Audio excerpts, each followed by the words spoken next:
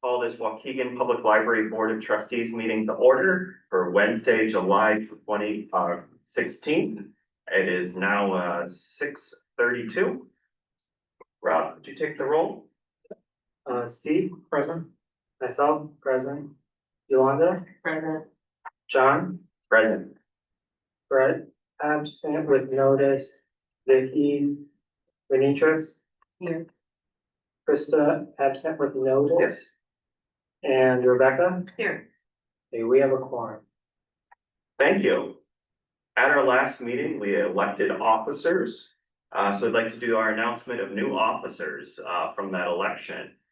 Krista Sanchez as our president, Brett Mitchell as our vice president, Robert Freeman as our secretary, Steve Bubb as treasurer, as none were appointed, and the role of development chair will be appointed at a future meeting by the president.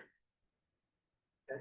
So we'll be passing the gavel to Robert as our secretary to chair this meeting. Okay. So, do we have any remote board members? Didn't think so. Okay, so we have public comment.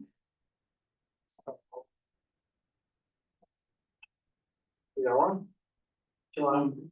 Hello, board, my name is Andrea Moore. I'm Waukeganite and a lover of the library.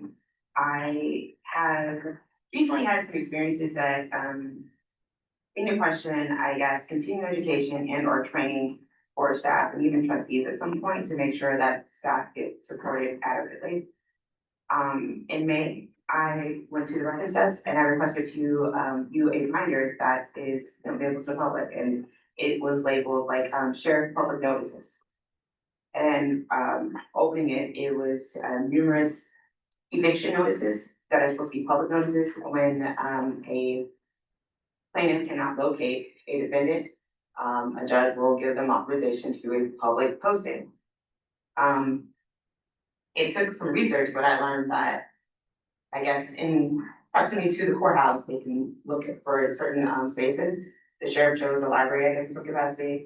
I've asked for the agreement between the sheriff's office and the library to make sure that they're actually posted, because they're in a binder stuck behind the reference desk. And when I'm talking to the reference staff, she basically broke down and had like a panic attack because I was simply asking about what was under the library jurisdiction and or open to the public via the library.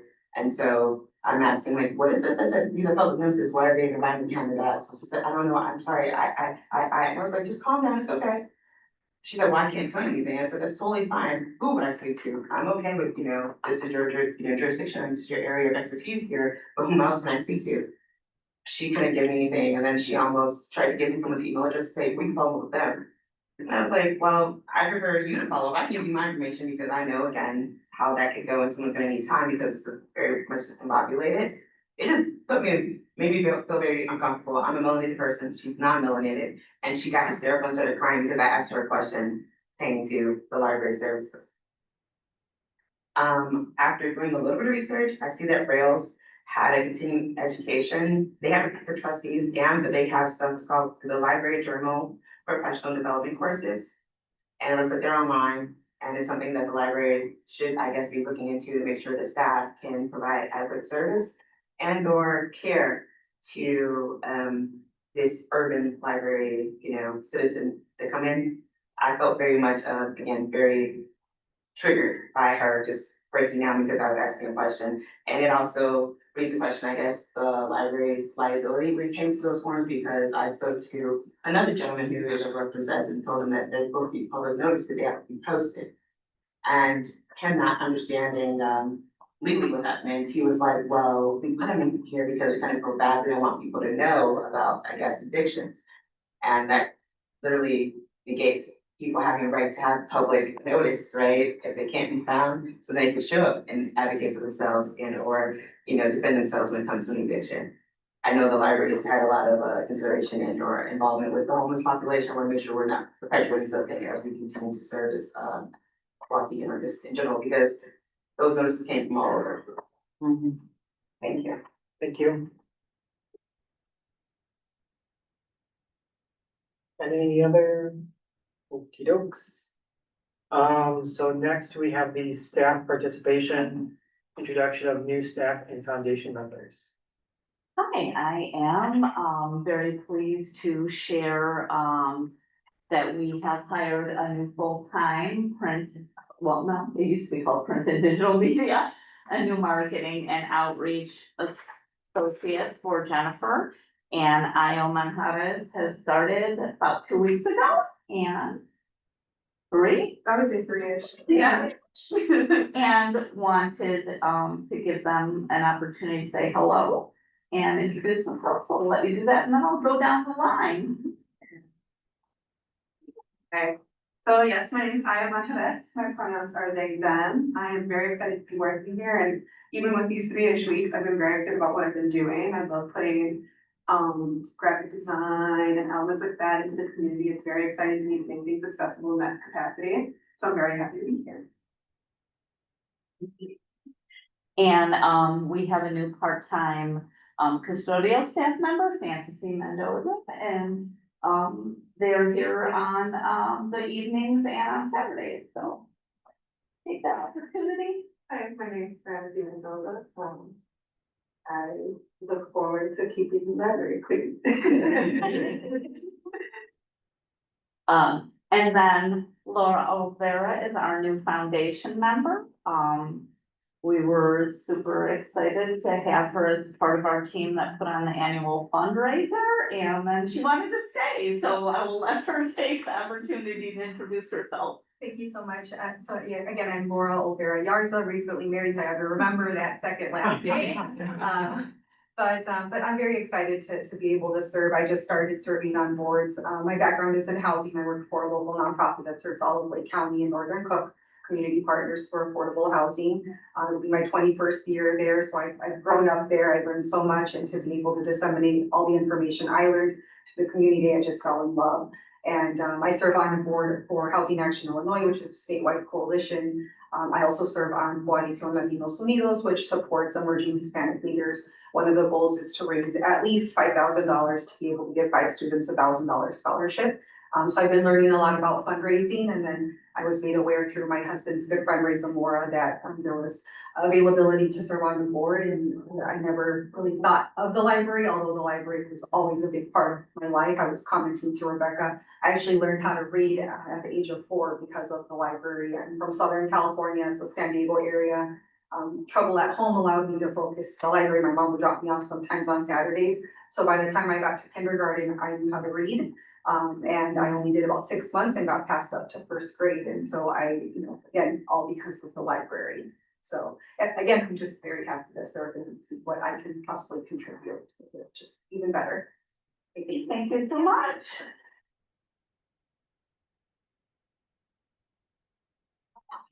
I have to excuse myself, sorry, I need to get to the church for planning vacation Bible school, so it's been a little crazy, but thank you so much. Have a good night.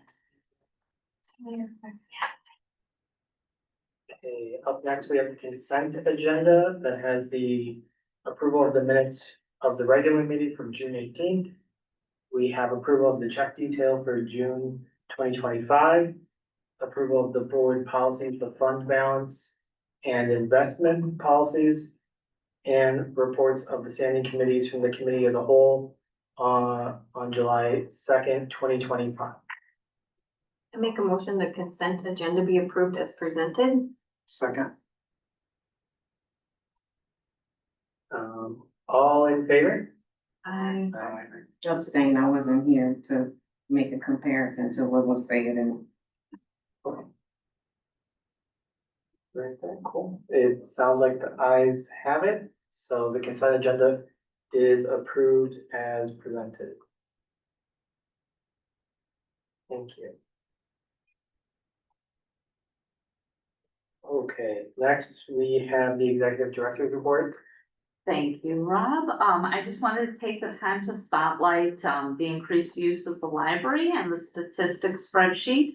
We did also add, more detail about the types of materials that are circulating.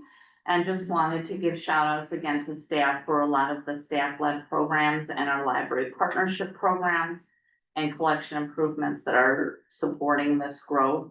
There, we had a strong program and presence at Juneteenth events, the Independence Day Parade. There's been a lot of excitement from seniors on some of the new programs, and they're also visiting the makerspace, which is great to see. And we also, have had a lot of positive feedback about the new Spice of the Month Club and some of the food-related and healthy cooking programs. And Claire has also reported that the youth families that are coming in and a lot of increased daycare and increased usage of, the school lunch or after the summer lunch program is bringing a lot of excitement to the youth department. I wanted to follow up on items from last month that we did create a public posting notice for documents that are given to us for public viewing. So that is in the lobby and that we have that at the desk, and we are working on those, training issues and understanding of those kinds of, documents that might be given to us and why, and how we can, better provide that information to the public. I also just wanted to inform the board that the library was informed from the police department that they don't do the ALICE training for the public. They would only do that for the staff. So we will find out again when it is on our rotation to do the ALICE training. But that would not be something that they would do right now. If we found somebody independent that would do that, that would be another instance. But for right now, it won't be able to be in our fall newsletter. One thing. Uh-huh. Just to follow up about the lunches, because this is really wonderful news. We've increased our distribution of summer lunches from about between 20 and 30 a day last year to 100 right now per day. And that's both the need, the desire, the knowledge, the outreach, our staff coming up with ways to promote it. And it's a wonderful program that I'm so glad we're able to do. Tiffany, where does Maker's Space activity fall on this stats report? They are listed as program events. If that was something you wanted to call out about, we could also, bring some statistics specific to that, or again, if that might be a nice way to have another staff presentation, just to show from our launch to now and how they have had increased open hours and lab hours and have started to expand the different age groups that they're doing programming for, if you'd like something like that. I think it'd be beneficial to understand how the use is going and what we're seeing and what's popular, what's not, and then what is that gonna lead to potentially evolve to? Yep. And probably Library of Things, which is cool. As that gets up and running, it'd be nice to know what the utilization is. And if it fits on here, that's fine. Maybe it's just more of a definition so that we. Okay. Thank you. I wanted to ask about the translation devices. I know they had come up a couple times in the past. I don't know if I saw it in the report. Was it in the report? Cause I think I missed it. Or if you can just show me, tell me where it is. So I can look at it quick. Yeah, I thought we had that called out, but Okay, well, in the meantime, trying not to lose track. If the board, as part of the outreach and, executive, part of the library, if we want to do the ALICE training, it looks like you can submit a request to become a, what is it? It says a hosting partner through ALICE, training.com directly.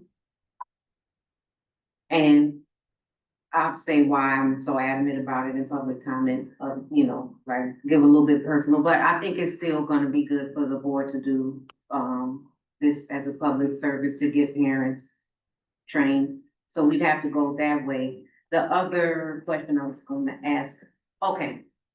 Security, so to the point you made about increase in use in the library this summer. Just talking casually, not anything serious, but casually, the different staff. you know, they kind of have a concern about the security element, which we talked about in the past. And I was told, again, casually, that it would be good to look into another part-time security person. So I asked, is it because like, it's crunch time, there's a dire need? And they were like, no, not necessarily that, but just in case to cover any like shortfalls in security. So considering there's people here for a variety of reasons, and I know one person's full-time, one person's part-time, so having another, right? No, there's two full-timers Two full- and they do overlap, 3 out of the days of the week. And then Amy and I are here. Mhm. We have a new walkie-talkie system. Everybody at every service desk, or if they're out and about in the building, have walkie-talkies. Edward also serves as backup, and, when we have any situations that anybody has called off, somebody else steps up to fill that role. Okay, okay. Well, yeah, like I said, it was casual, and it was probably more so other staff that felt that way than the security personnel themselves, but I did want to double check. And the consensus with them was one more part-time with her, so that's why I wanted to bring it up, because it was what I heard. Sure. Were you able to find the translation device on the monthly report yet? Oh, I'm sorry. We can check. Okay, well, we'll do it later. I thought she was looking up. Oh, no, sorry, that's so confusing. Pardon me. Any other questions or comments about the report? Hearing none, we will move on to the budget versus actual report for June 2025. Does anybody have any questions regarding the report? While you're thinking or reviewing, just to highlight, budget to actual is as expected and planned. Some accounts are a bit over the 17% of the budget used because of annual contracts and subscriptions, which is usual. The capital is also a bit high, as expected because of the first quarter, we're completing the youth and teen department renovations. So, that's just a very brief recap of the budget to actual while you guys think of other questions.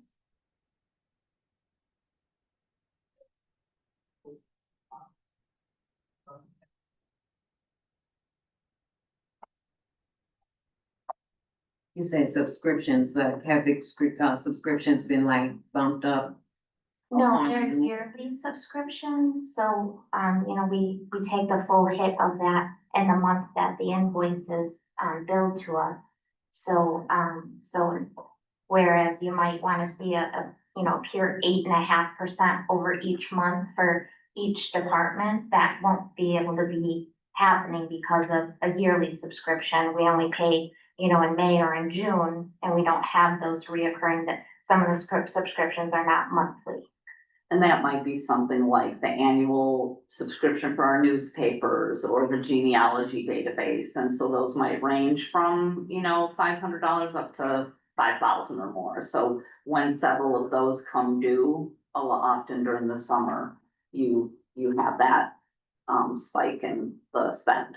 Yeah, I'm sorry, Yeah. I wanted to clarify. I was wondering if, like, for instance, I have Dropbox, so every year it seems like it goes up $10. Oh, yes. That's why I was wondering yes. if that had happened to any of the subscriptions, so far. Not that significant. Okay.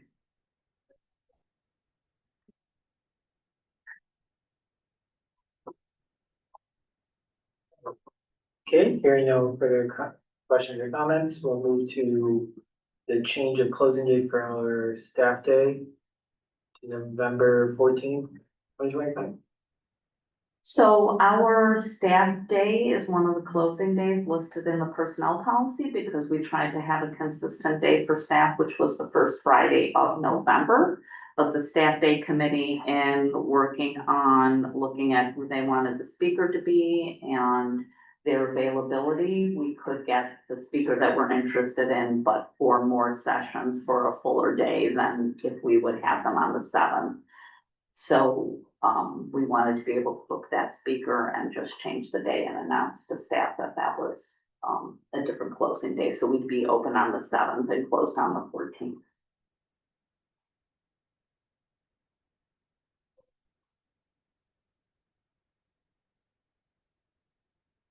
I make a motion that we change the date of closure for annual staff development day from November 7th, 2025 to November 14th, 2025.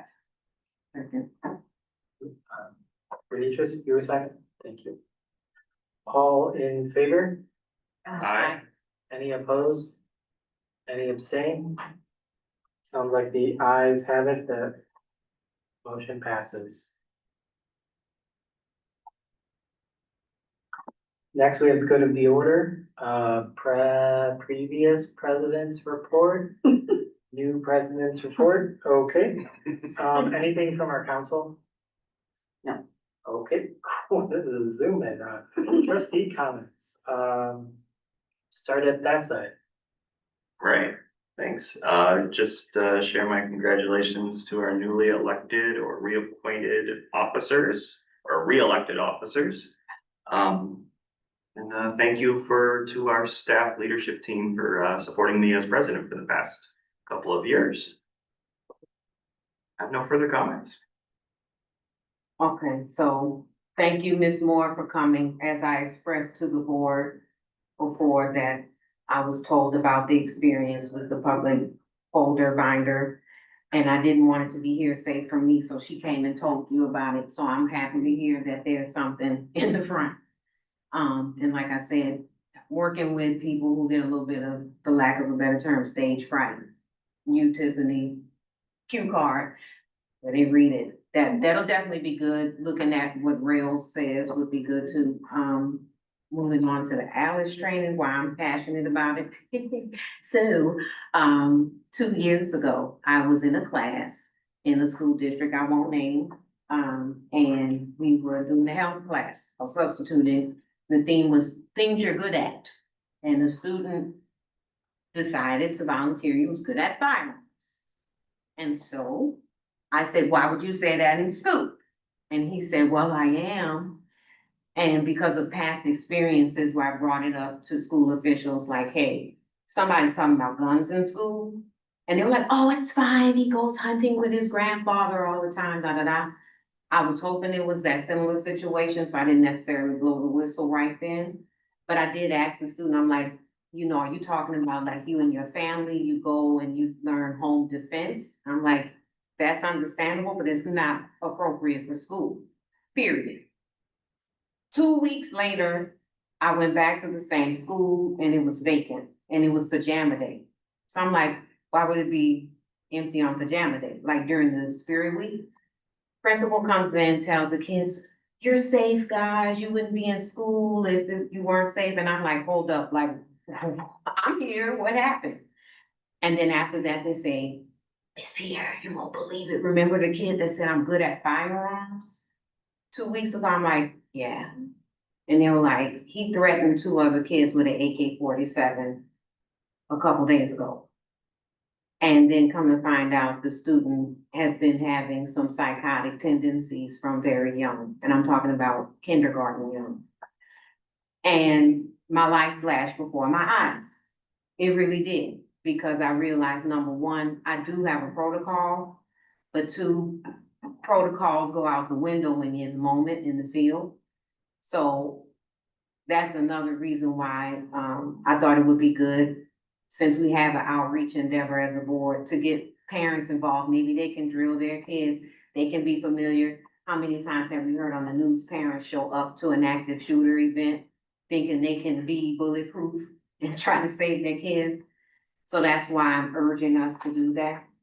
And same with, just reverberating back to the first point, making sure people know what to do when asked about that eviction folder. There are a lot of people in Waukegan that have been evicted wrongfully. They were not served. They did not know that there was public notice at the sheriff office, city hall, are here. I know, somebody from Alston, I don't want to mispronounce, the firm from the city reached out and told me that the city doesn't even have a policy. So I think we could be the beacon of an example for that. Now in my turn. Thank you.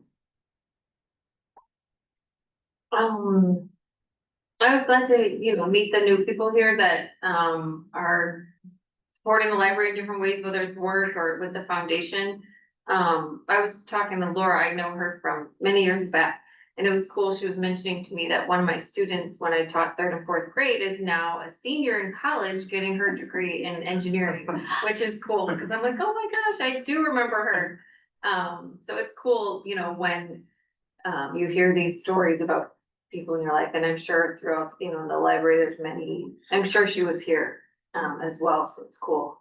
So yeah, everything's great. So I agree with Amy that the lunch program, I heard it from kids in my neighborhood that had taken part in it, and I, always talk about the library in my neighborhood, but I've yet to have someone come tell me something the library has done for them, and it was, it's a single dad in my neighborhood, and it's great for him to, for his two kids to come get lunch, so that was such a great little refreshing message, so. The library just continues to do such great things, and it's so great to meet Io, and I just love the library of things.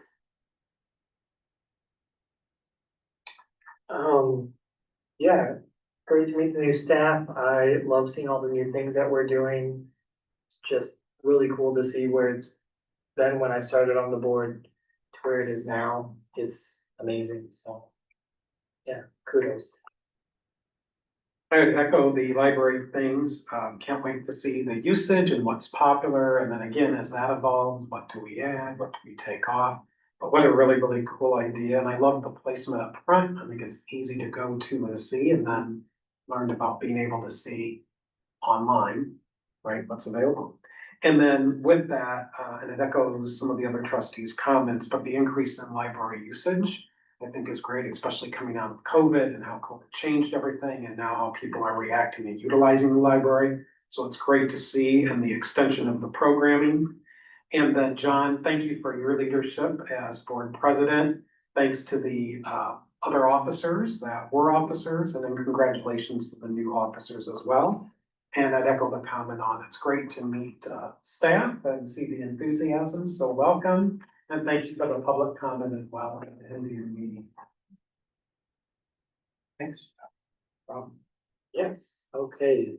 So one last thing is adjourning, so do I Make a motion to adjourn. Okay, it sounded like Steve was first and Rebecca was second. All in favor? Any opposed? Any abstain? The meeting was adjourned at 7:00. So let's, yeah,